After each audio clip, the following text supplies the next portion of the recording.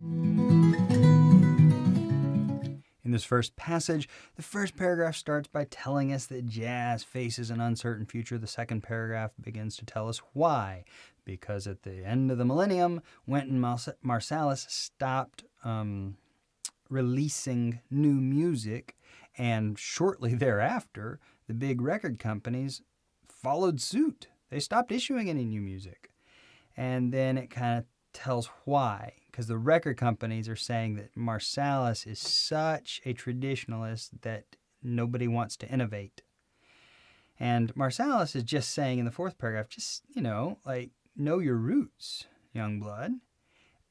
And ironically, the record executives, after charging him with being, too much of a traditionalist, they have really what's the word that I'm looking for?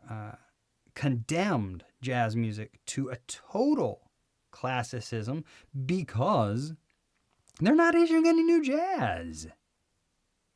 So yeah, maybe Marsalis, maybe we could argue about whether or not he was too much of a traditionalist, but ain't nobody ever going to make new jazz if the record companies won't release it. All right, so there's our walk through that first. That was a long, meandering walk through that first passage. The main point is that while Wynton Marsalis may be too much of a traditionalist, maybe he's not. He does appreciate the classics. That he has been cited by record companies as the reason that they're not going to issue any new jazz. And there's your answer choice D in question number 1. Marsalis has unintentionally led the record companies to shun developing new talent in favor of re-releasing old standards. For question 2, we know that former executive believes that Marsalis overemphasized strict adherence to tradition because what she says is, in line 35, Marsalis's ideology is more museum-like. That is the quintessence of overemphasizing the past, right? That's what a museum does. And that's the kind of evidence we want in order to support the right answer, and that's how we know that C is right. For question 3, we know that the author would be happier if record companies would start developing new artists. We know this because in the beginning of the third paragraph, right after she finishes telling us that the big recording houses have stopped issuing new music, she says, for this grim state of affairs. So she finds the fact that they are not issuing new kinds of music grim. That commits her to believing that record companies would do better if they also develop new artists. And there's no reason they can't reissue the old classics at the same time, but, got to develop the new artists.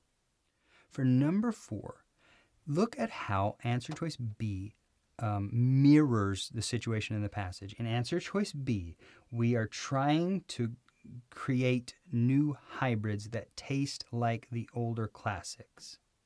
And we're pushing those new hybrids. And yet, unintentionally, that leads to a decline in the sale of new varieties, even new hybrids, in favor of an increase in the traditional. In the passage, Wynton Marsalis is trying to promote a hybrid sort of jazz, a new jazz that has not forgotten its roots. Unintentionally, that has led to an increase in sales of the old traditional jazz at the expense of the newer hybridized movement kind of jazz that Marsalis was engaged in. And what you've got there is a side-by-side tracking of two situations that match that same description. That's how you know that answer choice B is right. For number 5, it's as simple as going back to the passage to see what did Marsalis do. In line 38, he is encouraging the young practitioners to pay attention to the music's traditions. He wants them to stay in touch with the traditions of jazz. We know it because the author said it. For question 6, the way we support answer choice A, first of all, the irony, the irony comes in the third paragraph when the critics are charging that Marsalis has codified the music into a stifling orthodoxy and inhibited the innovative impulses. And then they stopped issuing any new music. That is almost the definition of irony, right? So ironically, the record companies have embraced a kind of classicism, the kind that only reissues old standards, that is much more stifling than the one they charged Marsalis with. And finally, for question 7, what is a factor that contributed to the shift toward reissuing the vintage instead of issuing new music? She says in line 55, it's the profit motive. The economics were irresistible. It's far more profitable to wrap new covers around albums than it is to find, record, and promote new artists. She told us exactly why.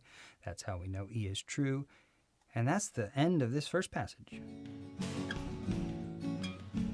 So here's the deal with these free videos. They're intended to serve a very narrow purpose. For those times when you're wondering, why is that the right answer? You can just come here for a complete library and find out why it was the right answer. And I hope that you'll find that it was very instructive. Of course, the other part of the deal is that since LSAC publishes all of their tests along with test keys, that means that there's no barrier to entry for test prep. And you can hear the air quotes, I hope. Anybody can, and lots of people have, set up shop and call themselves test prep companies. And they've got the questions, they've got the answer keys, and they just try to explain to you why the right answer is right. And then they charge you money for it? That is wrong. I want to put a stop to it. I want to sweep the legs right out from under them. It is bad for you. It's bad for me too. So if you want to know what the right answer is and why the right answer is right, I want you to be able to come here and find it out for free without paying anybody for it. That's very different from what I do in the paid course. What I think has value about what I do is that I can tell you ahead of time what every question wants from you, what to expect from the right answer, how to formulate a right answer, and then how you can expect wrong answers to sound, so that you know before you ever open up a test book exactly what to expect. And all the practice videos that are part of the paid course are just me putting that theory into practice. It's just the rubber meeting the road.